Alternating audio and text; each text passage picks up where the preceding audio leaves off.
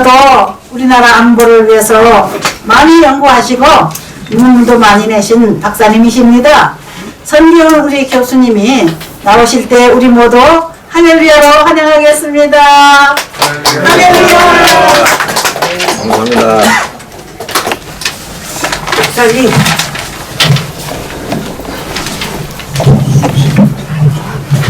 감사합니다.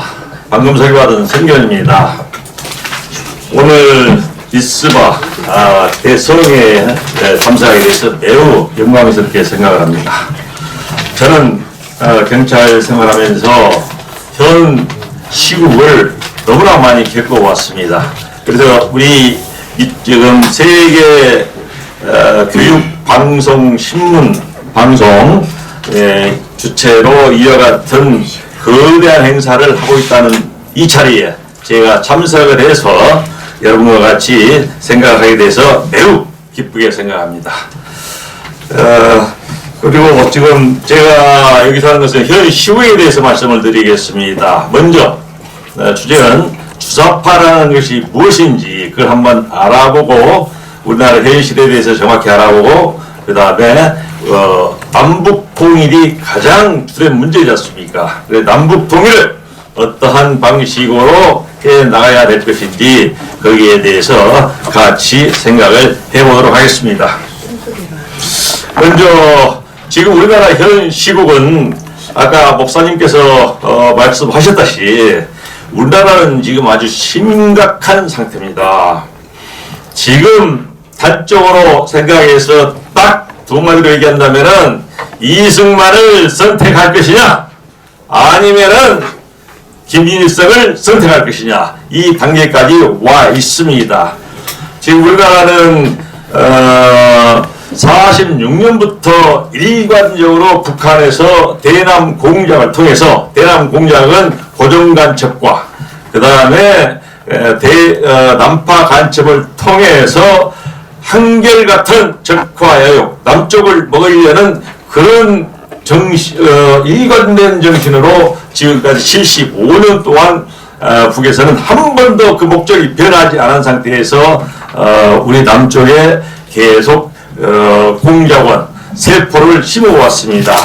그런데 그동안 우리가 많이 잡기는 잡았습니다만은 실질적으로 지금 거의 많이 잡지를 못했습니다. 잡지 못하고 우리가 알지 못하는 수많은 세력이 지금도 깔려 있습니다. 거기에 대해서 말씀드리겠습니다. 그러면 그것을 어떤 정신을 가지고 그 사람들이 대남 적화와 야욕을 할 수 있는 공작 활동을 할 수 있는지 그것을 한번 말씀드리겠습니다. 그러기 위해서는 먼저 주사파에 대해서 알아봐야 되거든요. 주사파라는 것은 김일성이 장시를 하고 김정일이가 1970년도에 황장엽이 인간 중심이라는 사상을 집어넣어서 김일성 일가의 독재 세습을 이어갈 수 있는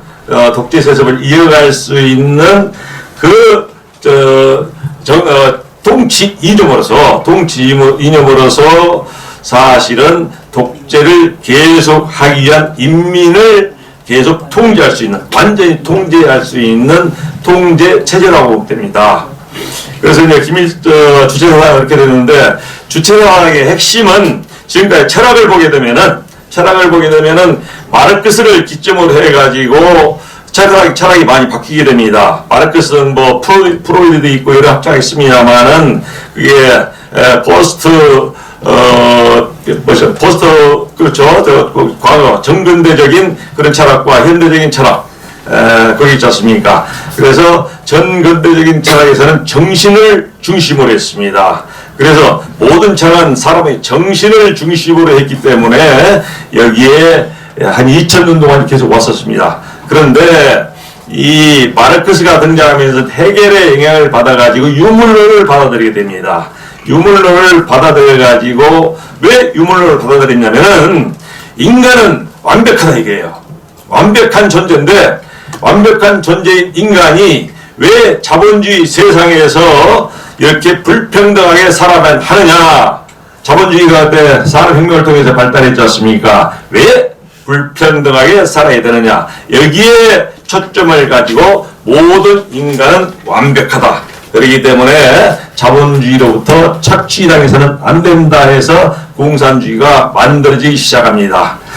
그런데 이게 최초 1917년 소련의 볼시베키에서 나오기 시작했지 않습니까? 스탈린이, 레닌에다가 스탈린이 완전히 공포정치를 하게 됩니다. 스탈린은 한 신적인 존재까지 올라가게 됩니다. 종교적인 위치까지 올라가게 돼요. 그래서 그 당시에 스탈린의 하수인으로 내왔던 사람이 바로 김일성입니다. 김일성이가 스탈린만 알고 있는 공산주의자입니다. 그래서 김일성이 사실은 왜 주체사상을 창시를 했냐면은 지금 소련에 자기가 가장 존경했던 스탈린이 사실 가장 존경하고 자기 롤 모델로 생각했던 스탈린이 사후에 후르시초프로부터 격하 운동을 받게 됩니다. 이것은 공산주의가 아니다. 스탈린이 사실은 전체 인민을 죽인 게 7천만이 됩니다. 그래서 만약에 세상에 악마가 있다면 그 악마는 스탈린일 것입니다. 그래서 후르시초프는 왜 사람을 그렇게 많이 죽이고 그게 공산주의의 원래 원칙이 아니다 해서 격하운동을 하게 됩니다. 그런데 스탈린만 존경하는 김일성이가 현장에 참석을 했다가 그 모스크바 회의에 참석을 했다가 그 내용을 받고 충격을 받게 됩니다. 그렇다면은 후르시초프 모델을 해가지고 북한을 지금 만들어 놓았는데 북한 체제를 만들어 놓았는데 이게 위험하지 않습니까? 그래서 그 위험한 상황을 극복하기 위해서 이리 북한 중심의 체제를 만들어야겠다 만든 것이 주체 사상입니다. 주체 사상인데 이 주체 사상은 유물론이라고 했지 않습니까? 유물론인데 주체 사상의 핵심은 유물론이지만은 거기서 나온 것이 한 걸음 더 나온 것이 황장엽의 인간 중심이 들어가게 됩니다. 인간 중심이.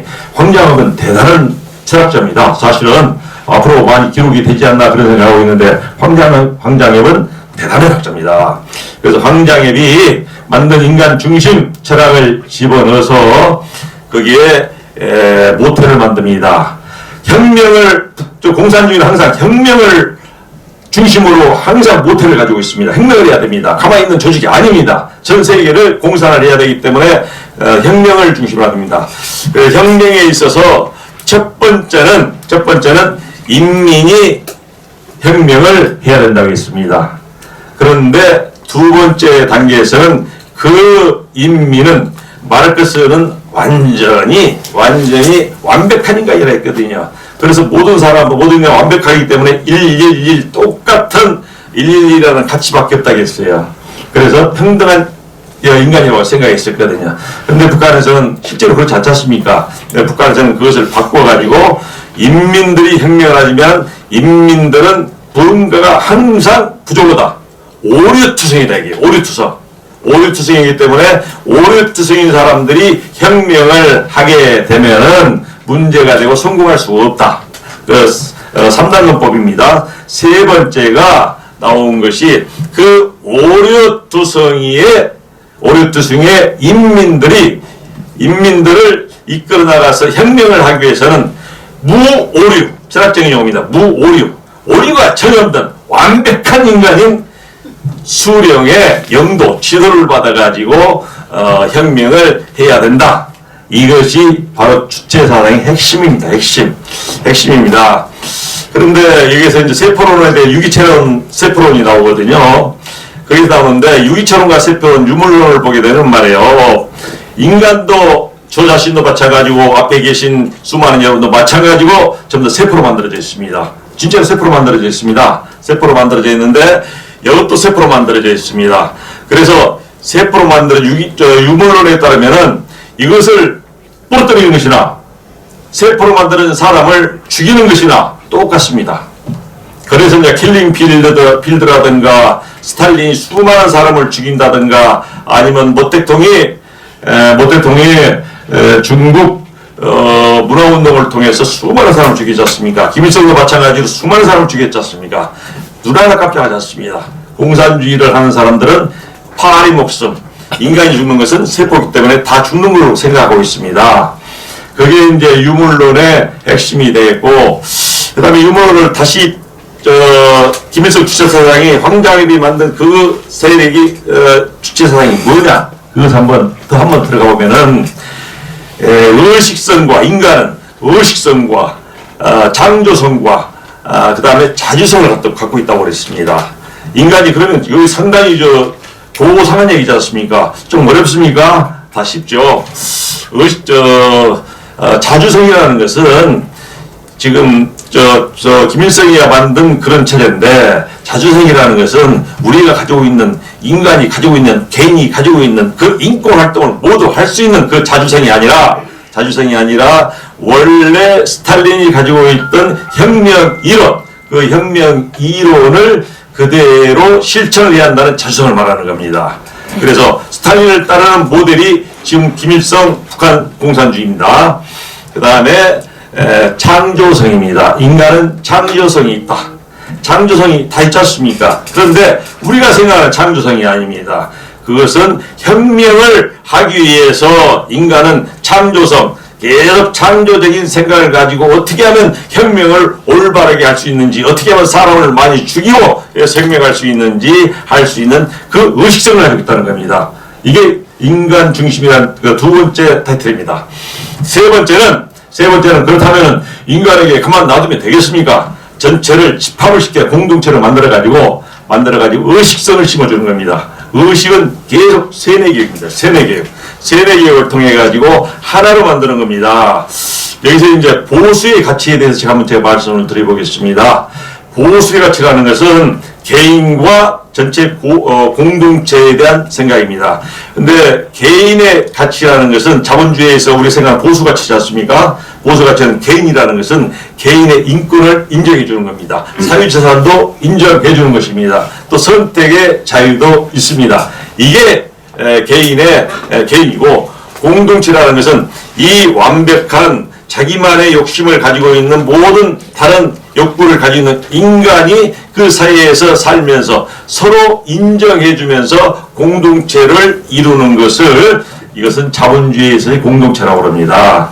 그런데 이 북한 주체사상에서 공동체라는 것은 어떻게 된 것이냐면은 인간이 하나의 부품입니다.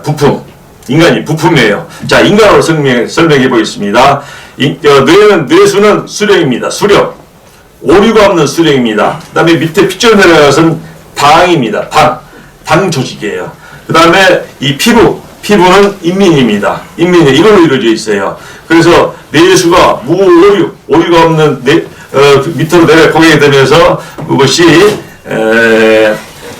그대로 전달이 되면서 조직을 이루어나가는 것이 바로 인간을 중심으로 한 유기체를 중심으로 한 김일성을 설명하는, 북한 세계를 설명하는 그걸로 볼 수가 있습니다.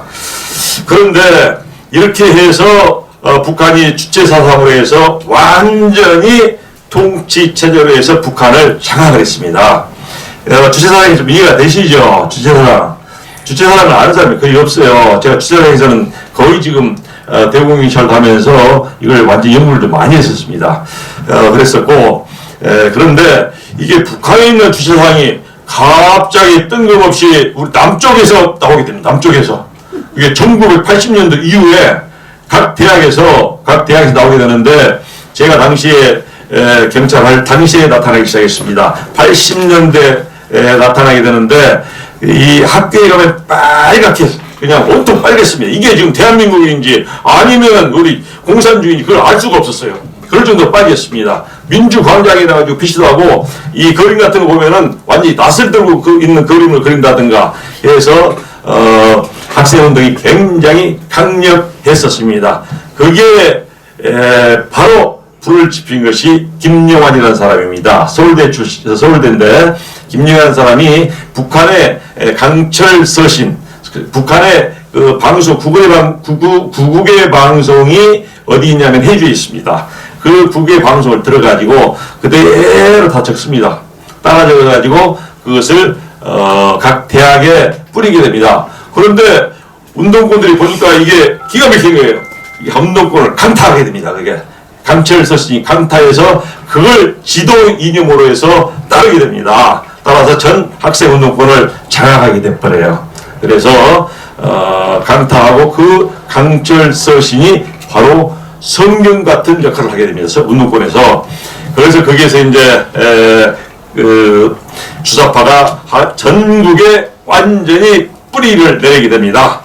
그래서 그 운동이 지금까지도 이어져 오고 있고 지금까지도 잠재 밑에 다 들어가 있습니다. 그리고 이제 제가 간첩 얘기를 하나 하겠습니다. 간첩을 제가 있을 당시에 있었던 일입니다. 간첩이 1997년도에 거제도로 넘어오게 됩니다. 저쪽에 남부에 출발해가지고 공해를 통해가지고 어선으로 유장을 해서 거제도로 오게 됩니다. 거기서 입구를 들어올 때는 반잠수정으로 듭니다. 반잠수정이 뭔지 아시죠?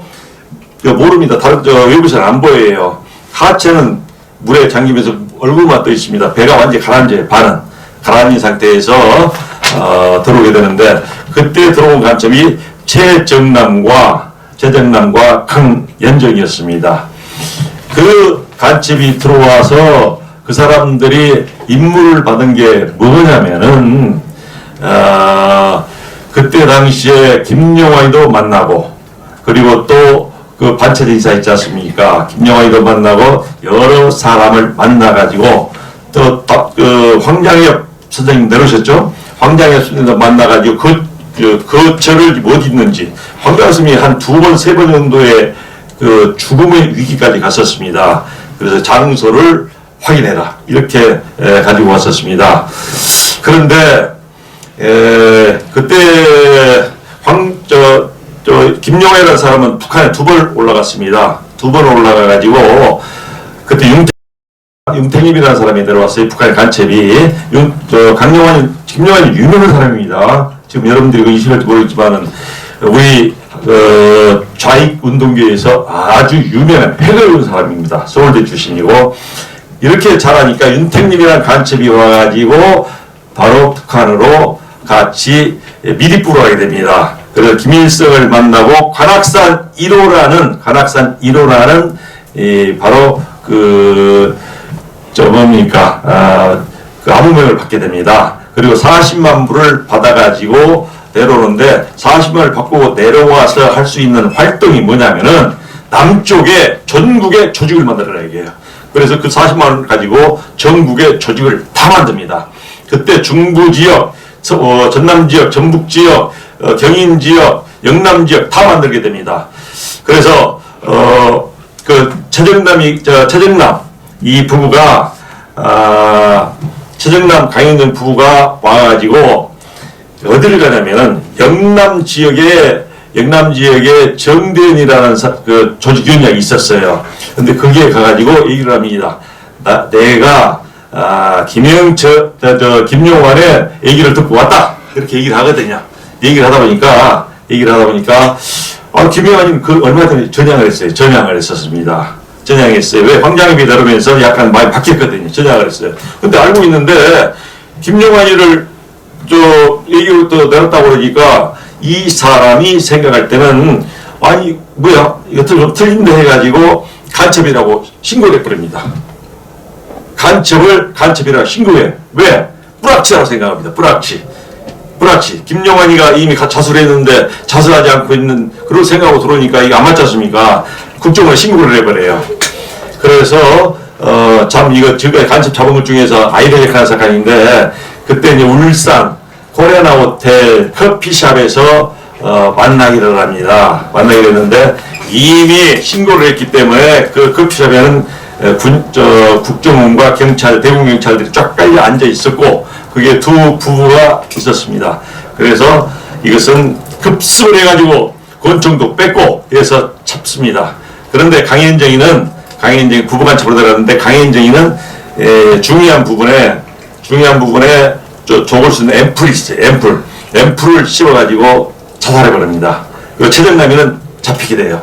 그래서 최정남이가 거기 와서 이제 치료를 하다 보니까 전향을 해가지고 얘기를 하는데 그때 간첩으로 드러난 사람이 누구냐면은 고용복입니다. 고용복이가 누구냐? 서울대 교수 출신인데 고용복이가 자기 조카의 내려온 조카의 간첩 조카가 고정간첩을 심어놓은 사람인데 36년 동안을 교수를 하면서 간첩 생활을 했었어요.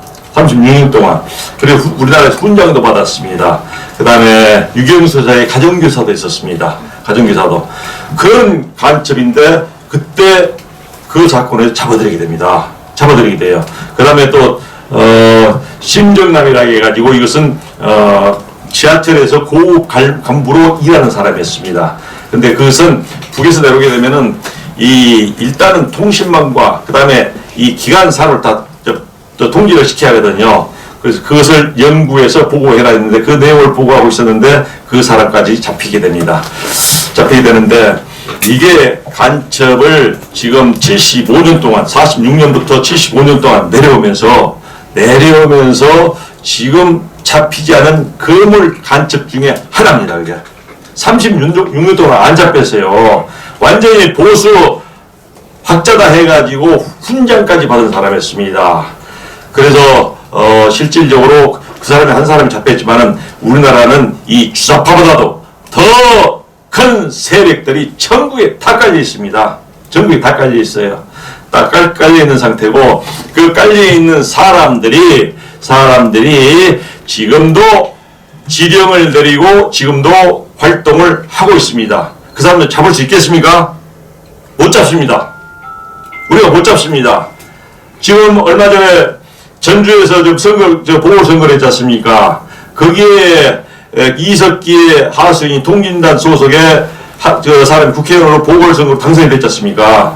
정식으로 국회에 들어간 거예요, 이게. 우리나라가 지금 어떤 상태가 되냐면은 주사파라든가 북한 공산주의 사상을 가지고 있는 사람이 지금 활동을 해도 이상하지 않은 나라가 되어버렸습니다. 그런 이상하지 않은 나라가 된 상태에서 지금 과연 잡을 수가 있겠습니까? 윤석열 대통령이 이해찬을 잡을 수가 있겠습니까? 이해찬도 사실은 거대한 고정으로 보는 학자가 많습니다. 특히 그 김명희라는 사람이 있어요. 제가 참 관심이 보이는 사람인데 그분이 이 이념 좌파라든가 그에 대해서 완전히 정통해 대한민국에서. 근데 그분이 너무나 잘 까이기 때문에 잘못 암살당하지 않을까 그런 생각까지 제가 하고 있습니다. 하고 있는데 그분이 죽음을 무릅쓰고 지금 방송을 하고 있어요. 그래서 제가 그걸 만나기도 하고 또 방송을 들으면서 여러 가지를 많이 보고 그렇게 하고 있습니다. 우리나라는 아까 말씀드린 것 같이 이미 전국에 다 깔려 있습니다. 각 기관의 문화, 정치, 경제 모든 분에 다 깔려 들어가 있어요. 우리가 알고 있는 것은 극히 소수만 70년 동안의 공작 결과로 나와 있는 것입니다. 그런데 이것을 잡아들이지 못한 세상, 이런 세상이 되어 있습니다. 그것을 저는 이렇게 생각합니다. 지금 철없이 386 세대가 있지 않습니까? 386 세대라는 것은 당시에 30대 나이에 80년대 대학교 학번을 가지고 있는 60년대 생을 386이라고 하지 않습니까? 근데 그 사람이 30대였는데 그게 지금 시간이 흐르고 몇 년이 들었는데 지금 586 세력이 됐습니다. 근데 그 사람들이 철없이 늙어가면서도 변하지 않는 그런 생각을 가지고 지금도 줄기차게 공산주의 운동을 하고 친북 활동을 하고 있습니다. 지금 마르크스 딸이 있습니다. 딸이 한 얘기가 있습니다. 젊을 때 이상적인 사회주의 공산주의를 3번도 생각하지 않은 사람은 그것은 젊음을 모르는 사람이고 나이가 들어서까지도 공산주의를 하고 있는 사람은 미친 사람이라고 했어요. 근데 우리나라 586 세대들은 나이가 들어서도 그것을 계속 하고 있어요. 얼마나 철없는 사람입니까? 철없는 386이 586까지 되면서 철없는 세대가 지금까지 가면서 지금 깔려있는 세력이 어마어마하다. 그것만 알면 됩니다. 근데 하나씩 발달되고 있는데 그것은 완전히 조족 지열입니다. 조적 지열이고 일부 100명 중에서 한두 명 나올 뿐이지 우리가 모르는 고정간첩들 그런 사람 고정간첩과 그 다음에 난파간첩들이 이미 씹어놓은 사람들이 엄청나게 많다는 것입니다. 그 일례를 보면은 중부 지역당 사건이 이선실이 있죠. 이선실이가 2번을 내려왔었는데 대형가 호텔 화재 났을 때 있었죠. 대형가 오래된 얘기입니다. 대형가 호텔 이선실이가 고정간첩인데 그게 북한 서열 22였습니다. 김동식이가 대동을보하라는 임무를 띄고 와서 대동을보에서 지금 북한 혁명 열사능에 들어가 있습니다. 들어가 있는데 이선실이는 바로 대인가 호텔 때 그 밧줄 있지 않습니까? 밧줄을 사가지고 대주고 해가지고 방송에 나온 사람입니다. 그렇게 활동을 고정간첩들이 줄기차게 지금 하고 있어요. 주변에 다 있습니다. 다 있어요. 그래서 참 안타까운 생각합니다. 과연 이 주사파들을 척결해가지고 우리가 자유민주 체제를 바꾸게 할 수 있을 것인지 성경 이런 얘기가 있지 않습니까? 갈라디아서 5장 1절을 보게 되면 내가 너에게 자유를 주었으므로 그러므로 다시는 저 종의 노예를 매지 마라 그랬지 않습니까? 성경에서는 바로 인간에게 준 자체가 자유입니다. 자유에 대한 의지 그 의지가 아니라 하나님이 의지라는 것을 주지 않고 하나님이 주어진 여건 하나님의 가치 뜻을 가지고 있으면서 다른 사람의 노예가 되지 말고 다른 이방인의 노예가 되지 말고 다른 신들의 노예가 되지 말고 오로지 하나님과 같이 가는 그 자유를 누려라. 이거지 않습니까? 네. 지금 김일성은 신적인 존재가 되어 있습니다. 신적인 존재. 그래서 북한은 완전히 오류가 없는 인간은 오류가 있다고 마르크스는 오류가 없다고 했는데 북한은 인간을 집어넣어가지고 오류가 있는 인간이기 때문에 오류가 있는 인간들은 도저히 혁명을 할 수가 없다. 그렇기 때문에 오류가 없는 완벽한 인간인 김씨 일가가 영도력으로 지도를 해야 되고 또 만약에 죽게 된다면은 그 사람들이 세습을 해야 된다. 이게 바로 김일성 주체사상입니다. 김일성 주체사상인데 지금 중국도 그렇고 지금 소련도 그렇고 러시아도 그렇고 계속 바뀌지 않습니까? 바뀌어나가죠. 근데 최근에 이제 시진핑도 3인하고 푸틴도 그렇게 이제 하고 있는데 원래 마르크스가 생각하는 것은 그것이 아니었습니다. 그게 아니고 인간을 똑같은 평등한 인간으로 봐가지고 서로 간에 어떤 무슨 욕구도 없고 모든 하나 똑같이 봤었습니다. 똑같이 보고 그 자체가 전제가 틀린 것이죠. 그게 잘못된 것입니다. 유토피아 세계지 않습니까? 유토피아가 무슨 뜻인지 아세요? 유라는 것은 없다는 뜻이고 토피아라는 것은 선물이라는 뜻입니다. 선물이라는 뜻이. 그래서 서로 간에 선물을 주고받을 수 없는 세계, 이루어질 수 없는 세계, 신라원을 말하는 겁니다. 사실은 유토피아가 그런 세계가 공산주의고 거기에 더해가지고 변형된 공산주의를 이끌고 있는 것이 바로 김일성 세력입니다. 거기에는 한 번도 그 목표가 변하지 않습니다. 우리를 먹기 위해서 노력을 계속 추진하고 있습니다. 지금도 지하 세력에서 활동하고 있습니다. 그 사람을 잡아내지 못한다면 우리는 사실은 넘어질 것입니다. 저는 우려성을 가지고 있습니다. 왜냐하면 6.25를 겪은 분들은 반공정신이 투철합니다. 그리고 외국정신합니다. 근데 그분들은 저는 나이 들면서 스며들어가요. 저물어가요. 그런데 젊은 세대들이 6.25를 겪지 못한 사람들이 생각을 가지고 있는 것이 그것을 공산주의 어떤 세상이라는 것을 잘 모릅니다. 그러면서 주사파에 빠져들어가면서 신상에 빠져들어가면서 그 완전한 주사파 성골이나 진성 주사파가 아닐지라도 그것을 추정하는 세력이 우리나라의 범주사파라고 그러는데 그 세력이 거의 한 2천만 정도가 됩니다. 2천만. 그래서 이건 우리나라는 상당한 위기 속에 빠져 있고 이미 공작에 의한 남쪽 공작을 통해서 통일전선부를 통해서 변치 않는 공작을 통해서 우리의 내려왔던 모든 전북 과정은 끝난 상태입니다. 끝난 상태예요. 그런데 북한에 접수를 못하고 있습니다. 왜냐하면 북한에가 지금 문제가 무진장 많습니다. 북한이. 거기가 지금 경제력이 엄청나죠. 그 개인당 1인당 소득이 1,000불입니다. 1,000불. 우리가 35,000불이죠. 35,000불이니까 이게 3,500대 1이에요. 그러니까 오르기 가격이 핵밖에 없습니다.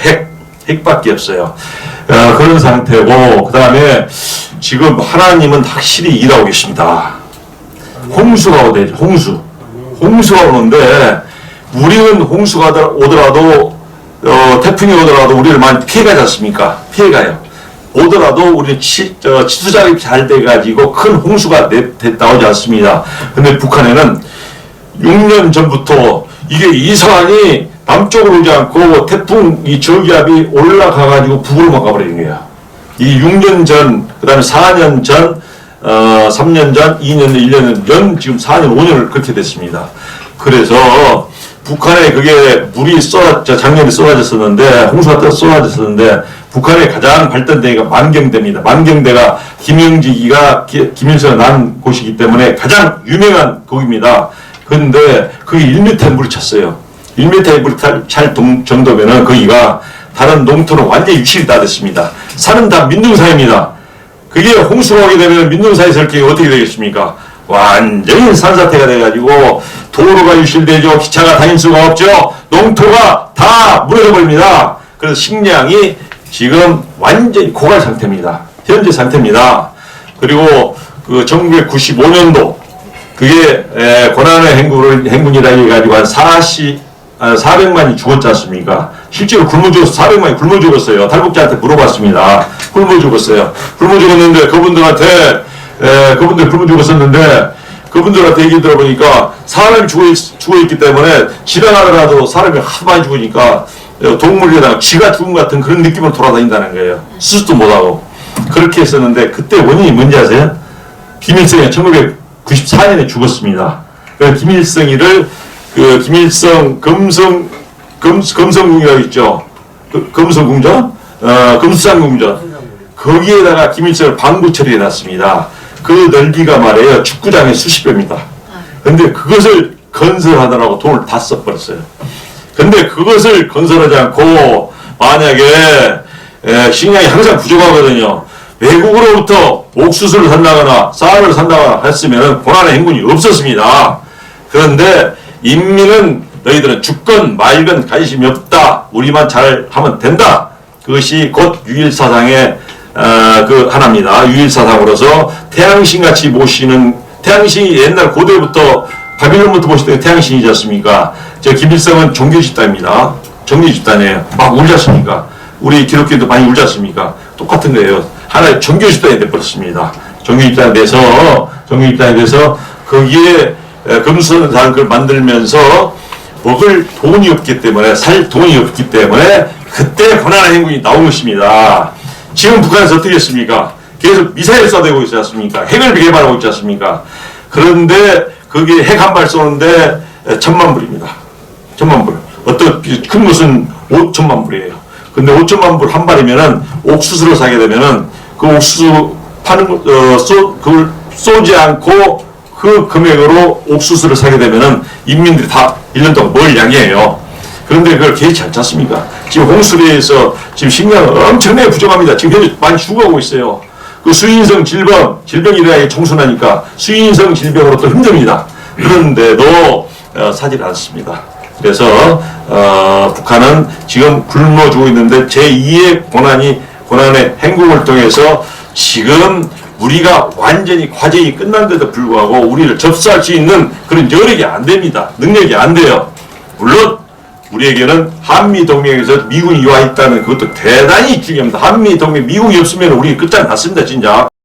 있었기 때문에 우리는 눈부신 경제 발전을 통해서 70년 전에 세계 꼴찌였던 나라에서 70년 만에 세계 10위 안에 있는 경제 대국까지 올라갔지 않습니까? 이것은 대단한 겁니다. 지금 역사적으로 그런 나라가 없습니다. 이것은 하나의 기적이고 이것은 기내수비 올라갔고 대한민국 우리 한민족은 대단한 민족이라고 볼 수가 있습니다. 그래서 지금 우리는 완전히 모든 체제가 지금 윤석열 대통령도 마음대로 움직일 수 있는 그런 능력이 안 됩니다. 국회의원들이 적기 때문에 혼자 외로이 혈은 단속 싸우고 있는 겁니다. 한동훈 검사와 싸우고 있는 겁니다. 다른 사람 없어요 지금. 그런 상황입니다. 그래서 너무나 위험하다. 그런 생각을 말씀을 드리고, 그다음에 이제 통일 방안에 대해서 말씀드리겠습니다. 제가 또 민주평화통일 자문위원입니다. 그게 지금 헌법기관으로서 대통령께서 의장이시고 부의장은 부의장님이 계시고 그다음에 석동현 전 의원께서 사무처장이십니다. 그래서 거기서는 통일에 대해서 어떻게 하는데 자문을 하고 좋은 일이 있으면 항상 너 역할을 해주는 그런 것이거든요. 그래 우리 통일 방안은 낮은 단계 통일 방안은 누가 제시했습니까? DJ가 했습니다. 낮은 단계 통일 방안 이것은 북으로 가자는 겁니다. 공산주의로 흘러가자는 그런 통일 방안이에요.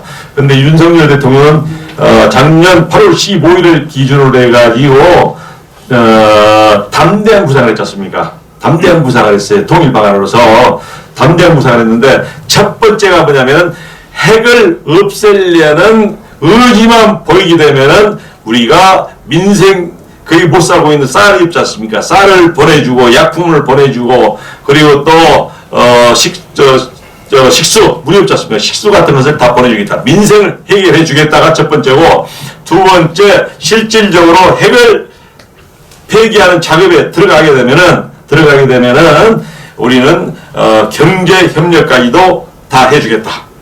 그런 것이, 두 번째고, 3단계는 뭐냐면은, 3단계에서 완전히 핵을 폐기하게 되면은, 평화의 협정을 맺고, 다시는 너희들과, 싸우지 말자는 평화협정을 맺고 북미 관계를 완전 정상화를 해주겠다. 그겁니다. 그리고 또 우리는 너희들을 흡수 통일을 하지 않고 국제 관계 속에서 평화 통일을 이루어 나가겠다. 이게 우리의 통일 방안입니다. 그런데 그것을 북한에서 받아들였습니까? 안 받아들였습니다. 그것을 김일정이가 작년 8월 15일 이후에 3일, 4일 만에 그것을, 성명서를 냅니다. 성명서를 냈는데, 어리석은 소리다. 무슨 그런 소리를 하느냐. 우리는 핵을 절대 폐기하지 않는다. 그런, 얘들 빠꿈살이 하는 그런 얘기를 하지 마라. 그러면서 개인적으로 윤석열 대통령에서도 욕을 많이 하고 그랬었습니다. 그래서 이번에는 문재인 대통령과 달리 대응 체제로 바로 공격됐지 않습니까? 문재인 대통령은 삶은 소대가리, 오지랖 이런 얘기 들어도 대답했습니까? 안 했지 않습니까? 그런데 우리는 하고 그 담대한 구상 그것을 제시를 했습니다. 그러나 북에서는 받아들이지 않았습니다.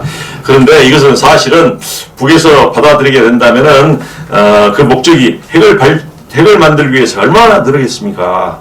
미국까지도 지금 그 긴장을 하고 있지 않습니까? 미국까지도 핵을 절대 포기하지 않습니다. 핵을. 근데 우리나라는 핵이 없는 것 같지요?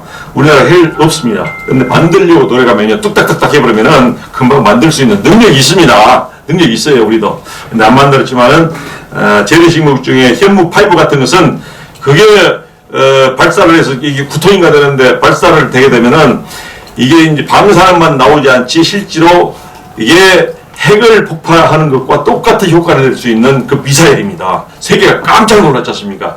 우리나라의 방산 무기가 세계를 휘어잡고 있지 않습니까?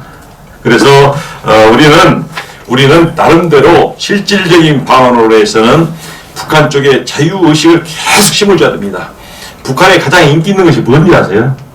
인기 있는 것이 한국 방송 있죠. 한국 방송. 지금 다 보고 있습니다. 뭐 대장금이니 무슨 전국의 계단이 나오고 있지 않습니까? 그게 가면은 지금 직접 들었어요. 탈북자한테. 그걸 장사하고 다 돌아다니는 친구들이 있어요. 갖고 다니면서 그걸 팔게 되면은 비쌉니다. 팔게 되면은 그것을 돌아가면서 보면서 완전히 빠져버리는 거예요. 그래서 정신이 바뀌게 됩니다. 아, 이게 자유주의구나. 이게 수령님 그냥 명령만 내려주십시오. 그것만 듣다가 사랑하고 인간에 접근할 수 있는 그걸 하기 때문에 이게 완전히 자기 세계로 먹혀 들어가게 됩니다. 그래서 탈북자도 많이 생기고 그러지 않습니까? 그래서 그런 방법을 많이 써줘야 됩니다. 그런 방법을 많이 써줘야 되고, 그 다음에 우리가 풍선 있지 않습니까? 풍선, 박상학 씨가 풍선 날리는 것을 저는 그것도 보고 그랬습니다만 무슨 어떤 것을 보내는지 쌀 보내고 1달러 넣고 그 다음에 남쪽에 이렇게 살고 있다 하는 것을 보냈습니다. 그런데 김일성이가 무슨 그걸 보냈다고 하니까 급히 문재인 정권에서는 그것을 보내지 마라 법을 만들었지 않습니까? 이거 기가 막힙니다 이게. 아니 김일성이가 그런 얘기를 했는데 그걸 법을 만듭니까 그게? 그래서 지난 정부는 상당히 오리의 정권이라고 저는 생각을 합니다. 그런데 박상하에 보냈던 그것은 엄청난 효과를 일으켰습니다. 박상하에 보냈던 것은 이게 날씨 조절을 잘하면 가서 평양에 떨어지게끔 만들고 공기 조절해가지고 근데 떨어지면 서로 막 주려고 합니다. 돈도 있고 쌀도 있고 막 그러니까 그 쌀이 없어요 지금. 그이는 북한에는 지금 말이에요 통치 세력이 있습니다. 통치 세력이 김일성 주변에 있는 사람과 당 중앙과 핵을 만드는 사람들 이런 사람들 통치 인원이거든요. 그 사람들한테만 배급을 하고 일반 인민한테 배급 완전히 끝나버렸습니다. 너희들 알아서 먹고 살아라 얘기예요. 그리고 뭐 굶어 죽지 않습니까? 지금 한 2, 300명 지금 굶어 죽었을 겁니다. 발표가 안 돼서 그럴 뿐이지 그런 상태로 지금 되어 있습니다. 북한은 아주 지금 힘든 상황입니다. 우리가 넘겨줘도 받을 수 있는 그런 입장이 아니에요 지금. 그렇게 북한이 약하게 되어 있습니다. 그래서 풍선 같은 것은 계속 보내고 대북 방송 있죠. 대북 방송의 효과가 얼마나 크냐면은 예전에 저창기 때는 북한의 방송이 나오면서 많이 넘어갔습니다. 그때 남노당에 조금 관심이 있었고 몸을 담았던 사람들이 무슨 그냥 뭐 사단쟁이 그냥 사단을 이끌고 올라가게 됐지 않습니까? 그때 6.25 전에 올라가기도 했었습니다. 그러나 지금은 이 과학 발달에 따라서 경제력 발달에 따라서 우리나라 스피커 효과가 저쪽에서 하는 것 한번 틀어주면 이거 틀어버리면 그거 완전 묻혀버립니다. 소리가 엄청나게 크고 화려하고 똑똑한 목소리로 나가기 때문에 굉장히 멀리 나가는 거예요. 멀리 나가가지고 주민들한테 완전히 이게 주민들을 곤란스럽게 만드는 겁니다. 그걸 못하게 하기 위해서 그때 뭐 협의를 한다 막 그랬지 않습니까? 그러다 다시 방송한다 했는데 이것도 엄청난 효과입니다. 이것도 저는 방송을 통해서 북한에 계속 보내줘야 된다고 생각을 합니다. 그리고 또 이 담대한 구상을 실현하기 위한 방안으로서 북한에 흡수통일을 해야 된다. 그런 것은 사실은 북한한테 오히려 나쁜 인상을 주기 때문에 흡수통일을 해서는 되지도 않습니다. 흡수통일은 또 우리가 또 통일자금이 많이 들어가기 때문에 그 통일 자금을 그렇게 들일 필요가 없으니까 같이 평화적인 국제 관계 하에서 같이 평화적으로 통일할 수 있는 방안을 강구해서 나가야 된다. 이게 정답입니다. 나가야 되고 그다음에 또 우리 내부적으로 되면은 엄청나게 깔려 있다 했지 않습니까? 그 사람들을 제거해야 됩니다. 잡아내야 됩니다. 지금 이게 누굽니까? 김미영 박사에 의하면은 이해찬도 간첩 고정간첩 중에서 가장 높은 세력이 있는 사람으로 지금 보고 있습니다. 그런데 지금 윤석열 대통령께서 지금 이해찬을 잡을 수 있겠습니까? 못 잡습니다. 지금 범죄투성이 당군 이래 가장 큰 범죄 사건을 가지고 있는 이재명이가 야당 거대 야당의 대표로서 지금 떵떵거리고 다니고 있지 않습니까? 지금 주사파들이 자기의 공산주의 사상을 그대로 발표를 해도 이상하지 않은 대한민국이 되어버렸어요 지금. 그런 상태까지 되었습니다. 그래서 그 사람들 진지를 들고 속에 들어가 있는 그 세력을 완전히 장악을 해야 됩니다. 다 잡아야 됩니다. 잡지 않고는 우리가 잘못하면 먹혀 들어갑니다. 문제까지 윤석열 대통령이 임기 끝나기 전까지 해야 됩니다. 그리고 또 지금 정말 6.25를 겪어가지고 공산주의가 나쁘다고 생각했다, 안 된다는 생각을 가지고 있는 어르신들 같은 나이 드신 분들이 더 이상 나이 들어서 저물어 가기 전에 해결해야 됩니다. 그렇지 않고 6.25 세력을 모르고 자라났던 그 사람들이 만약에 계속 성장해서 간다면은 그 사람들은 생각은 공산주의에 대해서 지금 환상을 가지고 있어요. 환상을. 그래서 범주사파에 다 들어가 있어요, 지금. 문화적으로. 그리고 정교조에서 어릴 때 말랑말랑한 머리에 북한 교육을 다 시켜놨었습니까? 그때 말랑말랑 머리에다 어린애들한테 그 정규적 교육을 시키면 안 빠져나갑니다. 이게 안 빠져나와요. 지금 개딸들이 있죠. 개딸들이 있는데 그 정규적 교육을 받은 세력과 그 다음에 또 지역적으로 특정 지역에서 다른 사람인데 개딸이라고 해서 처음에는 젊은 사람인 줄 알았어요. 근데 실제로 보니까 할머니도 있더만요. 개딸들이 할머니도 있고 전 연령이 다 되어 있습니다. 그 사람들 그런 생각을 가지고 있는 사람들한테 획기적으로 정신을 개조할 수 있도록 정신을 살릴 수 있도록 그것은 홍보 활동을 통해서 전환을 시켜야 되는데 사실은 어렵습니다. 어려워요. 그래서 지금 그래도 보수 세력이 있다는 사람들이나마 우리나라가 이런 상태가 돼서 이번에 그 사람들을 속아내지 못하고 관첩이 활동해도 이상하지 않은 나라가 된 이 나라를 살리기 위해서는 다 잡아내야 되는데 잡아낼 수 있는 방법이 내년도 사이로 선거가 있습니다. 총선이 있습니다. 총선에서 200표 이상을 잡아내게 되면은 그러면 윤석열 대통령이 힘을 얻게 될 것입니다. 국회에서 이미 좌익 법을 만든 것이 한 3,000 몇 개가 돼요. 그 좌익 법에 들어가 있는 하나를 전부 다 연구를 해가지고 다 벗겨내야 됩니다. 다 벗겨내고 자유민주주의 체제를 만드는 그 법을 다 벗겨내야 됩니다. 그렇게 하기 위해서는 내년 총선이 대단히 중요합니다. 그리고 우리 여기에 계신 분들이 정말로 애국자시고 그리고 또 일당천을 하신 분들이기 때문에 활동을 하고 실질적으로 나서서 활동을 해 주셔야 우리 자유 대한민국은 지킬 수가 있습니다. 저는 반드시 하나님 일하고 있기 때문에 자유 대한민국은 끝까지 지켜나가리라고 저는 생각을 하고 있습니다. 감사합니다. 네.